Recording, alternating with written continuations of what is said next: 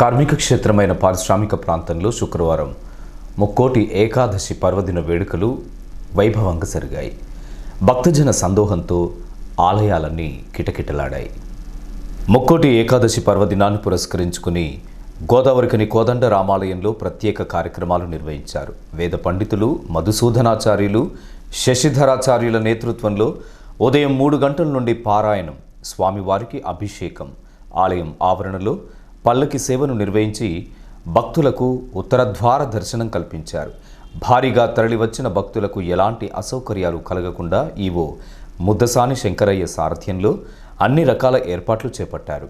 స్థానిక ఎమ్మెల్యే మక్కన్ సింగ్ రాజ్ ఠాకూర్ దంపతులు ఆలయాన్ని సందర్శించి ప్రత్యేక పూజలు నిర్వహించారు. సందర్భంగా ఎమ్మెల్యే మాట్లాడుతూ, భగవంతుని కృపతో నియోజకవర్గంలోని ప్రజలంతా సుఖ సంతోషాలతో జీవించాలని ఆకాంక్షించారు. ఆలయ ప్రధాన అర్చకులు మధుసూదనాచార్యులు మాట్లాడుతూ ముక్కోటి ఏకాదశి విశిష్టతను వివరించారు. గోదావరికని రామాలయంలో ముక్కోటి ఏకాదశి సందర్భంగా పొద్దున్న ఈరోజు పెద్ద ఎత్తున ప్రజలందరూ రామందిర రావడం జరిగింది. హీరో గారు పూజారులు బ్రహ్మాండమైన ఏర్పాట్లు చేస్తున్నారు. ఏకాదశి ముక్కోటి ఏకాదశి సందర్భంగా ప్రతి ఒక్కరికి కూడా దేవదేవుడు శ్రీరామచంద్రుడు అందరికీ వారు కోరుకున్న కోరికల్లో మంచి ఆరోగ్యంతో పాటు ఈ ప్రాంత అభివృద్ధికి సుఖ సంతోషాలతో ఉండాలని మనస్ఫూర్తిగా కోరుకుంటాను. ఈ ఆలయ అభివృద్ధి 25 ఏళ్లలో ప్రజలకు ఏ రకంగా అయితే దొరుకుతుందో ఆ రకంగా చేయడానికి చాలా ప్రణాళిక ముందుకు పోతున్నాం. ఈరోజు ముక్కోటి ఏకాదశి అంటారు. ప్రతి ఏకాదశి కూడా శ్రేష్టమైనది.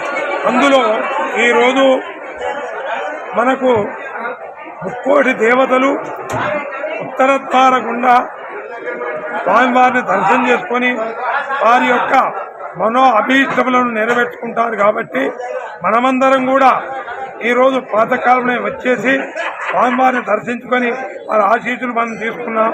ఆ రామచంద్రుడి దయ వల్ల మనమందరం కూడా ఆయురారోగ్య ఐశ్వర్యాలుగా ఉండాలని కోరుకుంటూ జై శ్రీమన్నారాయణ.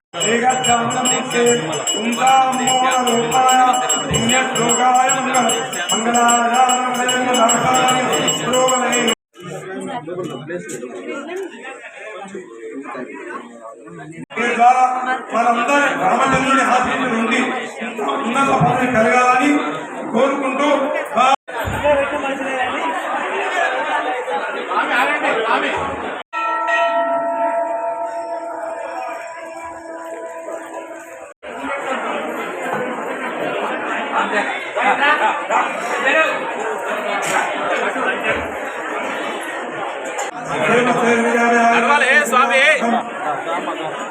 ముక్కోటి ఏకాదశి పర్వదిన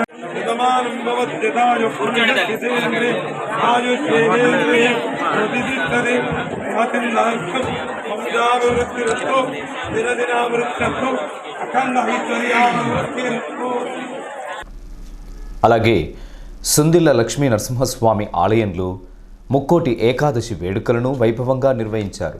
వేద పండితులు జయంతి శర్మ ఆధ్వర్యంలో స్వామివారికి ఘనంగా అభిషేకం, అర్చనలు నిర్వహించి భక్తులకు ఉత్తరద్వార దర్శనం కల్పించారు.